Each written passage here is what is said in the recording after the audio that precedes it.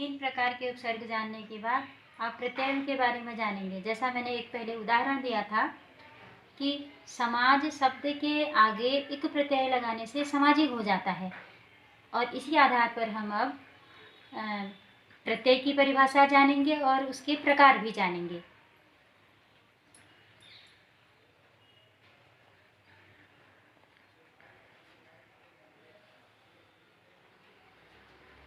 उदाहरण के अनुसार यह प्रत्यय की परिभाषा बनी कि वे शब्दांत जो मूल शब्दों के अंत में लगाए जाते हैं प्रत्यय कहलाते हैं।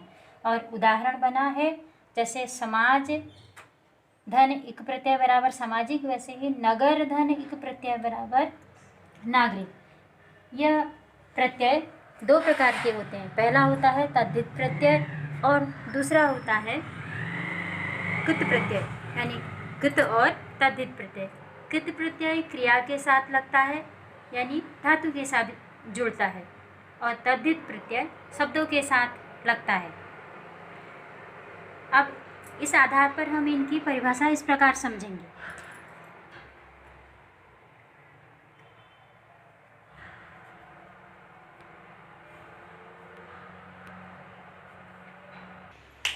अब तद्धित प्रत्यय की परिभाषा इस प्रकार से बनी है कि जिन प्रत्ययों का प्रयोग किसी शब्द अथवा संज्ञा, सर्वनाम या विशेषण के अंत में किया जाता है वे तद्धित प्रत्यय होते हैं। अब इसका उदाहरण है, अब एक मूल शब्द लिखते हैं पहले उदाहरण के रूप में। उदाहरण यहाँ लिख देंगे गाड़ी, यानी जैसे परिभाषा के आधार पर संज्ञा, सर्वनाम, विशेषण या कोई शब्द की बात आई है। गाड़ी जो है संज्ञा है, आप लोग जानते हैं। इसके आगे हम वाला प्रत्यय लगा देते हैं। मूल शब्द खाली गाड़ी थी, यानी एक वाहन था, और अब यह गाड़ी वाला बन गया। फिर उसके बाद अगला ही हम एक इसी के साथ दूसरा बनाएंगे वाला प्रत्यय लगा करके।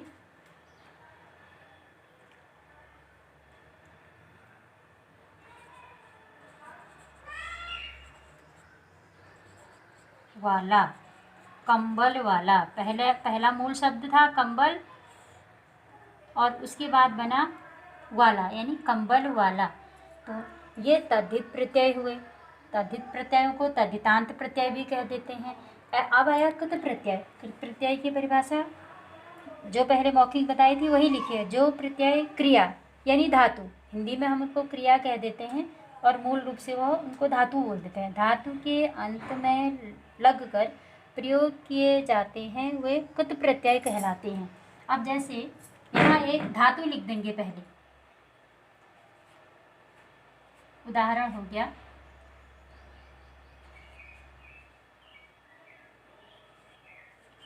लड़ना, एक धातु हो गई, यानी एक ये क्रिया हो गई। अब इसमें हम कु प्रत्यय लगा देंगे, तो ये बना लड़ाकू।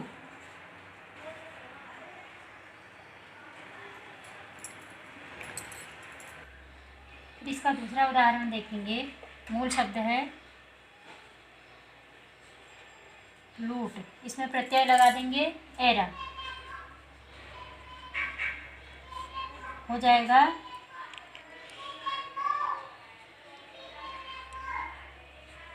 लुटेरा।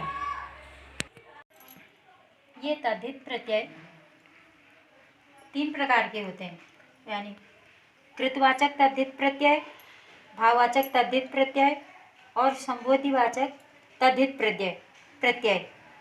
जैसे कृतवाच्य में हम इसका प्रयोग आर प्रत्यय लगा करके सुनार, लुहार, कहार ऐसे कर सकते हैं। और भाववाचक में आई प्रत्यय में बुराई, भलाई, और ता प्रत्यय में प्रभुता, दृढ़ता, और पा प्रत्यय लगा करके बुढ़ापा, मोटापा, इस टाइप के। और संबंध बोधक तद्धित प्रत्यय में जैसे जा प्रत्यय लगाएंगे, भांजा, भतीजा, और आल प्रत्यय लगाएंगे तो ससुराल, जंजाल। ऐरा प्रत्यय में लगाएंगे चेरा, म मेरा, ये तद्धित प्रत्यय हुए। फिर उसके बाद दूसरा प्रत्यय आया कृत प्रत्यय। कृत प्रत्यय में लिखा हुआ है 5 प्रकार के प्रत्यय होते हैं, इन्हें अलग अलग स्थानों में अलग अलग शब्दों के साथ अलग प्रत्ययों का प्रयोग होता है। जैसे आऊ प्रत्यय अगर हम लगाएंगे तो टिकाऊ, चलाऊ। आड़ी प्रत्यय लगा देंगे अनाड़ी, अघाड़ी, पिछाड़ी। वाला अभी एक बताया था ऊपर मैंने उदाहरण में, कंबल वाला, गाड़ी वाला। हारा प्रत्यय लगाएंगे पालनहारा, मरणहारा। और ना प्रत्यय लगाएंगे गाना, सोना, उठना, बैठना। नी प्रत्यय लगा देंगे ओढ़नी, बटेरनी, चटखनी। नी प्रत्यय लगा दिया चठकधनी, ओढ़धनी। ये प्रत्यय हो गए दोनों। आहट में घबराहट, गुर्राहट। आवा प्रत्यय लगा दिया तो छलावा, बुलावा। आ प्रत्यय लगा दिया तो घेरा, झूला, कबूला। और अनीय प्रत्यय लगा दिया तो पठनीय, स्मरणीय, पूजनीय।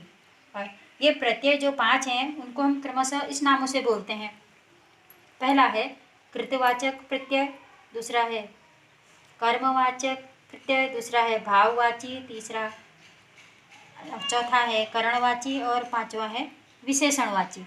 ये इतने इसके पूरे प्रत्यय हो गए। ऐसा लग रहा है कि अब आप लोगों ने यह पूरे प्रत्यय ठीक प्रकार से समझ लिए होंगे। अगर आप लोग चाहें तो इनसे सार्थक शब्द बना सकते हैं। उपसर्ग और प्रत्यय दोनों ही अवयवों को लगा करके